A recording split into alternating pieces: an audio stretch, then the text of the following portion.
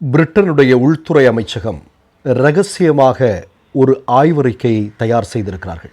அந்த ஆய்வறிக்கையில் சொல்கிற விஷயம் என்ன அப்படின்னா, உலகத்திற்கே மிகப்பெரிய அளவில் மக்களுக்கு அச்சுறுத்தலை உள்ளாக்கக்கூடிய பயங்கரவாத இயக்கங்களுடைய பட்டியல் தான் அது. அந்த பட்டியலில் முதல்ல இருக்கக்கூடிய 2 இயக்கங்கள், ஒன்று ஆர்எஸ்எஸ் பயங்கரவாத இயக்கம், மற்றொன்று காலிஸ்தான் பயங்கரவாத இயக்கம். உலகமெங்கிலும் மக்களை அச்சுறுத்தக்கூடிய 9 பயங்கரவாத இயக்கங்களுடைய பட்டியலில் முதலிடத்தில் இருக்கக்கூடிய இந்த 2 இயக்கங்களை உடனடியாக தடை செய்யப்பட வேண்டும் என்கிற பேச்சுக்கள் பிரிட்டனில் இன்றைக்கு வலுவாக எழுந்திருக்கிறது. இதற்கு பின்னால் இருக்கக்கூடிய காரணம் என்ன?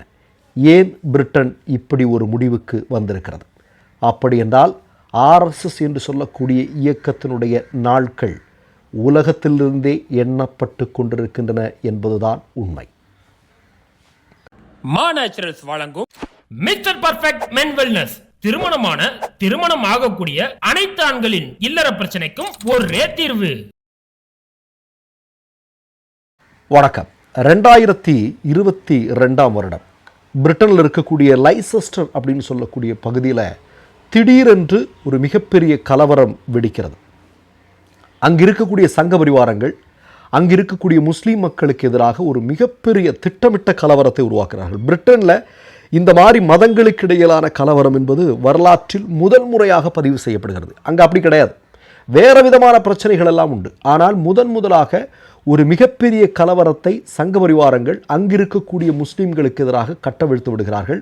முஸ்லீம்களுடைய வாழ்விடம் தாக்கப்படுகிறது. இங்கே நம்முடைய இந்தியாவில் ஆர்எஸ்எஸ் சங்க பரிவார கும்பல் எப்படி திட்டமிட்டு இங்கே இருக்கக்கூடிய முஸ்லீம் மக்களின் மீது கலவரங்களை தீட்டிக் கொண்டிருக்கிறார்களோ அதற்கு ஒப்பான ஒரு சம்பவம் அங்கே நிகழ்கிறது. அடுத்ததாக இன்னொரு செய்தி என்னென்னா, ஒரு ருவாண்டான்னு நினைக்கிறேன், ருவாண்டாவில் இருக்கக்கூடிய ருவாண்டாவிலிருந்து ஒரு 6 மாதத்துக்கு முன்னாடி பிரிட்டனில் வந்த ஒரு 14 வயசு பையன் 3 பெண்களை கத்தியால் குத்தி கொலை செய்கிறார். இந்த 2 சம்பவங்களும் நடந்ததற்கு பிறகுதான் பிரிட்டனுடைய உள்துறை அமைச்சகம் சுதாரித்துக் கொள்கிறது.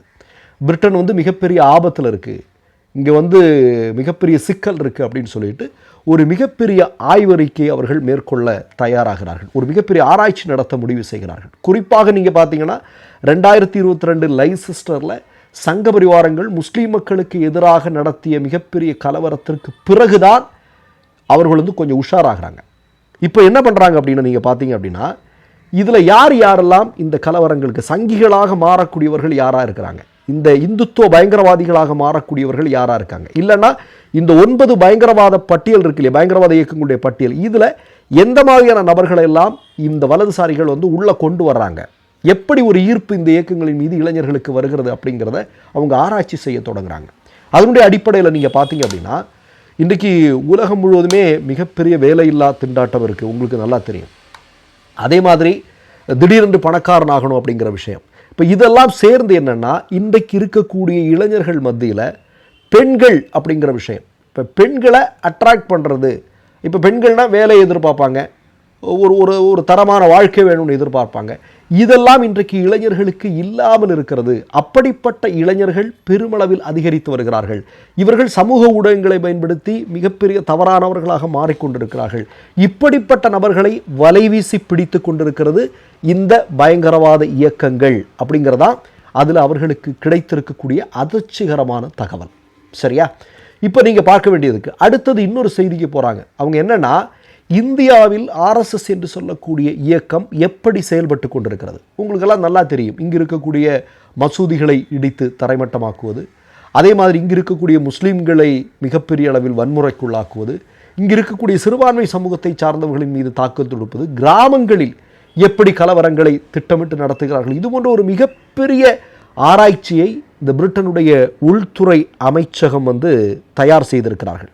தயார் செய்ததனுடைய முடிவில் தான் இந்த 9 பயங்கரவாத இயக்கங்களுடைய பட்டியல், அதாவது உலகத்திற்கே அச்சுறுத்தலாக இருக்கக்கூடிய பட்டியல். அதுலேயும் முதலாக ஒரு நாடு இவ்வளவு பகிரங்கமாக ஒரு செய்தியை சொல்கிறார்கள். இந்தியா என்று சொல்லக்கூடிய உலகின் மிகப்பெரிய மதச்சார்பற்ற நாட்டிற்கு ஹிந்துத்துவா என்று சொல்லக்கூடிய இந்த ஆர்எஸ்எஸ் உட்பட்ட இந்த மாதிரி இயக்கங்கள் இன்றைக்கு முன்னெடுத்து கொண்டு வரக்கூடிய இந்த செயல்பாடுகள் என்பது மிகப்பெரிய அச்சுறுத்தலாக மாறப்போகிறது என்பதை அவர்கள் துல்லியமாக சுட்டி காட்டியிருக்கிறார்கள்.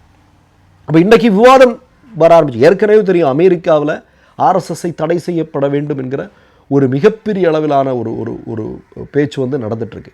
இப்போ நீங்கள் பார்த்தீங்கன்னா பிரிட்டன்லையும் அது வலுவாக எழ ஆரம்பித்திருக்கிறது.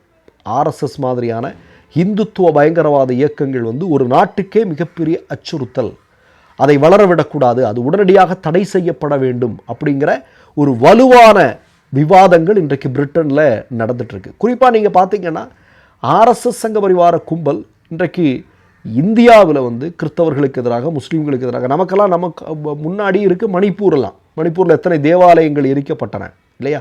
அங்கே இருக்கக்கூடிய மக்கள் இன்னமும் அகதி முகாம்களில் இருந்துட்டு இருக்கிறாங்க. இவ்வளோ வருடமாக ஒரு மாநிலம் பற்றி எறிந்து கொண்டிருக்கிறது. ஆனால் இந்துத்துவத்தின் வழியாக, ஆர்எஸ்எஸ்ஸின் வழியாக இந்தியாவில் ஆட்சி பொறுப்பில் இருக்கக்கூடிய நபர்கள் எல்லாம் கள்ள மௌனம் காத்துக்கொண்டு நீலி கண்ணீர் வடித்து கொண்டிருக்கக்கூடிய காட்சியெல்லாம் இவர்கள் பார்க்கிறார்கள். உலகம் உற்று நோக்கி கொண்டிருக்கிறது. அதனுடைய அடிப்படையில் தான் இது வளர்வது அப்படிங்கிறது, நம் நாட்டில் பிரிட்டனில் வளர்வது என்பது பெரிய ஆபத்து அப்படின்னு உள்ள ஒரு மிகப்பெரிய விவாதம். அதனுடைய அடிப்படையில் தான் இப்படிப்பட்ட ஒரு ரகசியமான ஒரு ஆய்வறிக்கையை அவர்கள் தயாரித்திருக்கிறார்கள். விவாதம் ஆரம்பித்திருக்கிறது. அப்படி என்றால் ஆர்எஸ்எஸ் போன்ற பயங்கரவாத இயக்கங்கள் மிக விரைவில் உலகின் பல்வேறு நாடுகளிலிருந்து தடை செய்யப்படக்கூடிய செய்திகள் நம்மை சேரலாம். இன்னொரு செய்தியை நான் சொல்கிறேன். இப்போ இந்தியாவில் ஆர்எஸ்எஸ் எதற்காக தடை செய்யப்பட்டது? சுதந்திர போராட்டத்தில் பங்கெடுத்ததற்காகவா? அல்ல. இந்தியாவில் இருக்கக்கூடிய எல்லா மக்களுக்கும் இடையே சகோதரத்துவத்தை வளர்த்துவதற்காக ஆர்எஸ்எஸ் பாடுபட்டது. அதனால் ஆர்எஸ்எஸ்ஸை தடை செய்கிறோம் என்றால் கிடையாது. பயங்கரவாத செயல்களில் ஈடுபட்டார்கள், காந்தியை கொன்றார்கள், பாபர் மசூதியை இடித்தார்கள். இப்படிப்பட்ட பயங்கரவாத செயல்களில் ஈடுபட்டார்கள் என்பதற்காக அந்த இயக்கம் ஏற்கனவே தடை செய்யப்பட்டது இல்லையா?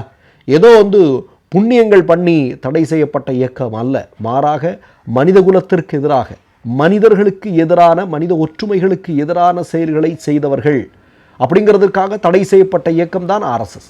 இன்றைக்கு ஆர்எஸ்எஸ் என்று சொல்லக்கூடியது இந்தியாவில் வளர்ந்து கொண்டிருப்பது என்பது இந்தியாவிற்கே மிகப்பெரிய ஆபத்து.